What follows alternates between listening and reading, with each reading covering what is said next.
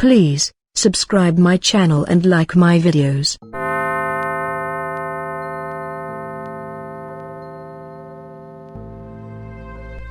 राजीव और उसकी पत्नी नेहा अपने घर पे रात को सो रहे थे। रात के लगभग 12 बजे हुए थे। सर्दी का सीज़न था। रात का सन्नाटा बिसरा हुआ था। तभी उन्हें अपने घर की खिड़की टूटने की आवाज़ आई। एक चोर उनके घर में घुसने की कोशिश कर रहा था। वे दोनों चोर को रोकने के लिए जाते हैं और दोनों उसके साथ हाथापाई करते हैं। तभी वो चोर एक पिस्टल निकालकर उन दोनों पर फायरिंग कर देता है। वे दोनों नीचे ज़मीन पर गिर जाते हैं और चोर उनका सारा कीमती सामान और कैश लेकर वहाँ से फरार हो जाता है। कुछ देर बाद राजीव उठता है और नेहा से पूछता है कि क्या तुम ठीक हो। नेहा जवाब देते हैं कि हाँ मैं ठीक हूँ। तभी राजीव और नेहा दोनों बोलते हैं कि अच्छा हुआ कि हमें गोली नहीं लगी। फिर वे दोनों घर का सामान चेक करते हैं और पाते हैं कि उनका कीमती सामान और कैश चोर लेकर फरार हो गया था। फिर राजीव पुलिस को फ़ोन करता है, लेकिन उस पुलिस वाले को राजीव की कोई आवाज़ सुनाई नहीं देती। तब राजीव और नेहा दोनों घर से पुलिस स्टेशन निकल जाते हैं। रास्ते में राजीव और नेहा को एक ऑटो आता दिखाई देता है। वे दोनों उस ऑटो को रोकते हैं, लेकिन वो ऑटो वाला उनकी बातों को अनसुना करके वहाँ से निकल जाता है। तभी उन्हें कुछ दूरी पर एक पुलिस इंस्पेक्टर आता दिखाई देता है। वे उस पुलिस इंस्पेक्टर को अपने घर की चोरी के बारे में बताते हैं और उससे उसकी सहायता के लिए कहते हैं। वो इंस्पेक्टर उनकी सहायता करने के लिए इनकार कर देता है और बोलता है कि ये अब उसका एरिया नहीं है। तभी राजीव बोलता है कि इतनी रात को हमें पुलिस स्टेशन जाना होगा। तब वो पुलिस वाला बोलता है कि वहाँ भी जाने का कोई फ़ायदा नहीं होगा, वहाँ आपकी बात को कोई नहीं सुनेगा।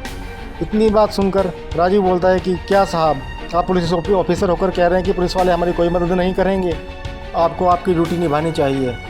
तब वो पुलिस ऑफिसर बोलता है कि मैं ड्यूटी ही निभा रहा हूँ और उनको अपनी पीठ दिखाता है। उसकी पीठ बहुत बुरी तरह से घायल थी। तब वे दोनों बोलते हैं कि सर आपको हॉस्पिटल जाना चाहिए। तो वो ऑफिसर बोलता है कि नहीं, मैं हॉस्पिटल अभी नहीं जा सकता, मुझे अपनी ड्यूटी निभानी है। और वो इतना बोलकर वहाँ से निकल जाता है। उस इंस्पेक्टर के जाने के बाद राजीव और नेहा फिर से किसी के आने का इंतजार करते हैं। थोड़ी देर बाद एक कार में एक लड़का और एक लड़की आते हैं। राजीव और नेहा उन दोनों से लिफ्ट मांगते हैं कि उन्हें वे पुलिस स्टेशन तक छोड़ दें। उन दोनों ने बहुत दारू पी हुई थी, लेकिन इसके बावजूद भी कोई और दूसरा वाहन ना आता देख राजीव और नेहा उसी कार में बैठ जाते हैं। वो कार को बहुत ही गलत तरीके से चलाते हुए ले जाता है। दारू के नशे में वो गाड़ी को कभी इधर ले जाता है, कभी उधर ले जाता है। तब राजीव और नेहा उसे कहते हैं कि धीरे चलाओ, कहीं एक्सीडेंट ना हो जाए। तब वे दोनों बोलते हैं कि हमें मौत का क्या डर है, हम मौत से नहीं डरते, जिनको डरना हो वो डरे, हमें मौत से डरने की कोई ज़रूरत नहीं है। इसी प्रकार वो गाड़ी को ले जाता हुआ उनको अंततः पुलिस स्टेशन तक छोड़ देता है। पुलिस स्टेशन पहुंचने पर राजीव और नेहा पाते हैं कि वहां पर पहले ही दो लोग अपनी रिपोर्ट दिखा रहे थे। वहां पर काफ़ी भीड़ थी। राजीव और नेहा अपनी बात बोलते हैं, लेकिन इंस्पेक्टर और हवलदार उनकी बात को नहीं सुनता। तब नेहा बोलती है कि हो सकता है कि इन लोगों से या दूसरे लोगों से बात कर रहे हैं, इस कारण से हमारी बात ना सुन रहे हो, हमें थोड़ी देर वेट कर लेना चाहिए। तब वे वहीं पर एक बेंच पर बैठ जाते हैं, जिस पर एक आदमी पहले से ही बैठा हुआ था। जो दो लोग इंस्पेक्टर के पास बैठे हुए थे, वे भी अपने यहाँ हुई चोरी की रिपोर्ट लिखा रहे थे। वे चोर का हुलिया उस इंस्पेक्टर को बताते हैं। उस चोर का हुलिया बिल्कुल वैसा ही होता है जैसा चोर राजीव और नेहा के घर आया था।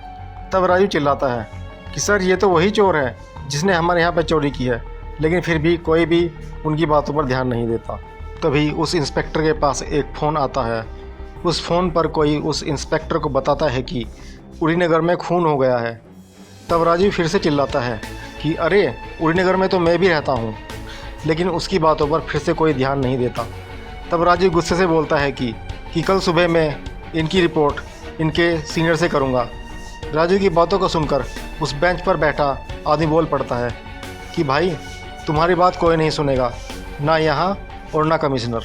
तब वो आदमी बताता है कि वह यहाँ पिछले 7 सालों से चक्कर लगा रहा है। उसका 15 साल का लड़का खो गया था। पुलिस वाले कहते हैं कि वो अपनी मर्जी से कहीं चला गया है और फिर मैंने दुखी होकर सारा मामला अपने हाथों में ले लिया। इतना कहकर वो आदमी रोने लगता है। तब राजीव गुस्से में बोलता है कि भाड़ में गई FIR, और फिर वे दोनों अपने घर की ओर निकल पड़ते हैं। चलते चलते वे दोनों थक जाते हैं। उन्हें दूर से कोई टैक्सी आती दिखाई देती है। वे उस टैक्सी को रोकते हैं। टैक्सी वाला काफ़ी देर तक उन दोनों को घुरकर देखता है। तब वे बोलते हैं कि अरे भाई उड़ीनगर चलोगे क्या?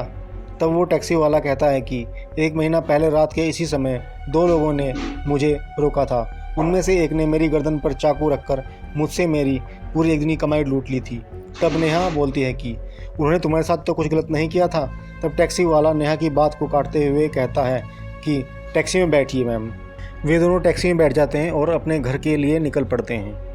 जब वे अपने घर के पास पहुंचते हैं तो पाते हैं कि उनके घर की लाइट जली हुई है और मेन गेट का ताला खुला हुआ है। तब राजू बोलता है कि अरे मैं तो ताला लगा के आया था। जब वे घर के अंदर जाते हैं तो देखते हैं कि वहाँ पुलिस ही पुलिस थी। तब राजू बोलता है कि अजीब लोग हैं, पुलिस स्टेशन में तो बात तक नहीं सुन रहे थे और यहाँ पुलिस ही पुलिस है। तभी वे एक कमरे में देखते हैं कि उनके पड़ोसी कई पुलिस वालों के साथ खड़े थे। तब राजू बोलता है कि लगता है मिश्रा जी ने पुलिस वालों को बुलाया है। वो मिश्रा जी को आवाज़ लगाता है लेकिन वो भी उनकी बातों को अनसुना कर देता है।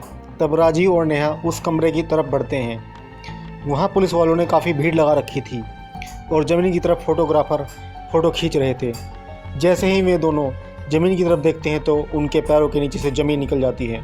वे पाते हैं कि उन दोनों की बॉडी खून से लथपथ ज़मीन पर पड़ी हुई है। वे दोनों घबरा जाते हैं कि ये सब क्या हो रहा है, हम दोनों तो यहाँ खड़े हैं, तो ये उनके जैसी किसकी लाशें हैं।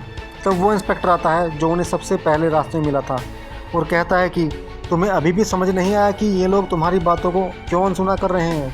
तुम दोनों मर चुके हो और मैं भी अपराधियों से लड़ता हुआ मर चुका हूँ। 4 महीने पहले मैं इन अपराधियों से लड़ता हुआ मर चुका था। तभी वो पुलिस स्टेशन पर मिला आदमी भी आ जाता है और बोलता है कि मैंने भी अपने बेटे के गम में सारा मामला अपने हाथ में ले लिया था और अपने आप को फांसी के फंदे से लटकाकर खुदकुशी कर ली थी। फिर वे दोनों शराबी लड़का लड़की भी बताते हैं कि शराब के नशे में हम दोनों भी एक्सीडेंट के कारण मर गए थे।